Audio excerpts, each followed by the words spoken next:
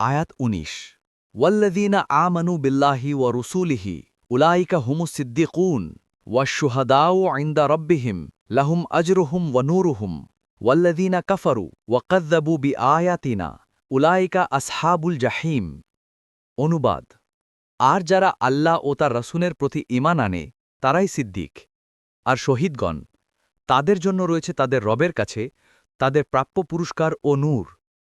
আর যারা কুফুরি করেছে এবং আমাদের নিদর্শনসমূহে মিথ্যারোপ করেছে তারাই জাহান্নামের অধিবাসী। তফসির ১ নং ফুটনোটের বিবরণ। এই আয়াত থেকে জানা গেল যে প্রত্যেক মুমিনকে সিদ্দিক ও শহীদ বলা যায়। এই আয়াতের ভিত্তিতে কারো কারো মতে যে কেউ আল্লাহ ও তার রাসূলের প্রতি ঈমান আনে সেই সিদ্দিক ও শহীদ। কিন্তু পবিত্র কোরআনের অন্য একটি আয়াত থেকে বাহ্যিকভাবে বোঝা যায় যে প্রত্যেক মুমিন সিদ্দিক ও শহীদ নয়, বরং মুমিনদের একটি উচ্চ শ্রেণীকে সিদ্দিক ও শহীদ বলা হয়। আয়াতটি এই যে ওয়ামাই ইউতিআল্লাহা ওয়ার রাসূলা উলাইকা মাআল্লাযীনা আনআমাল্লাহু আলাইহিম মিনান নাবিয়্যিনা ওয়াস সিদ্দিকিনা ওয়াশ শুহাদাই ওয়াস সালিহিন ওয়া হাসুনা উলাইকা রফিকা। আর কেউ আল্লাহ ও রাসূলের আনুগত্য করলে সে নবী, সত্যনিষ্ঠ, শহীদ ও সৎকর্মপরায়ণ, যাদের প্রতি আল্লাহ অনুগ্রহণ করেছেন তাদের সঙ্গী হবে, এবং তারা কত উত্তম সঙ্গী। সূরা আল-নিসা ৬৯ নং আয়াত। এই আয়াতে নবী রসুলগণের সাথে মুমিনদের ৩টি শ্রেণী বিশেষভাবে উল্লেখিত হয়েছে, যথা সিদ্দিক, শহীদ ও সলেহ। বাহ্যিকভাবে এই ৩টি ভিন্ন ভিন্ন শ্রেণী, নতুবা ভিন্নভাবে বলার প্রয়োজন ছিল না।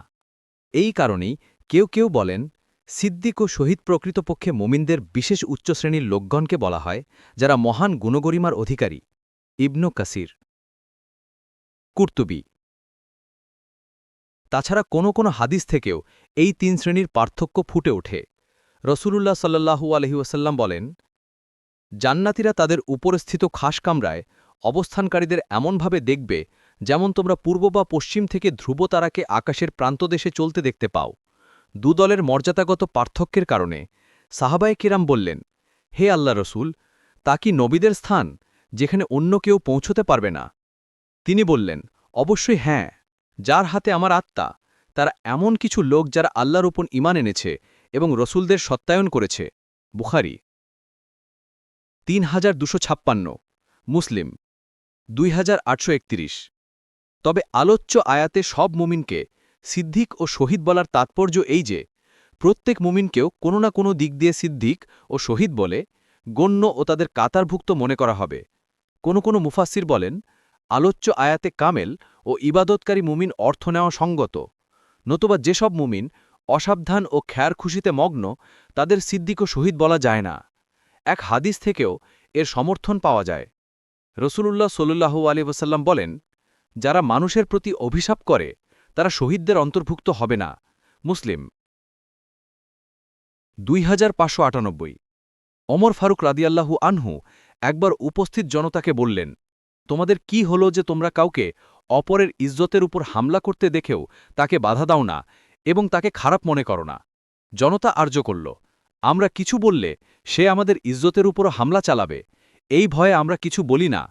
ওমর রাদিয়াল্লাহু আনহু বললেন, যারা এমন শিথিল তারা সেই শহীদদের অন্তর্ভুক্ত হবে না যারা কিয়ামতের দিন পূর্ববর্তী পয়গম্বরদের উম্মতের মোকাবেলায় সাক্ষ্য দিবে।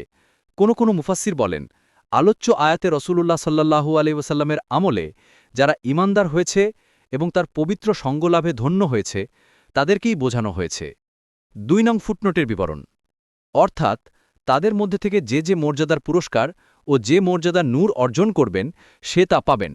তারা প্রত্যেকেই নিজ নিজ পুরস্কার ও নূর লাভ করবেন। তাদের প্রাপ্য অংশ এখন থেকেই তাদের জন্য সংরক্ষিত আছে। ইবনু কাসির। পরবর্তী তাফসিরে যেতে ভিডিওটি শেষ হওয়ার পূর্বেই এই বক্সে ক্লিক করুন।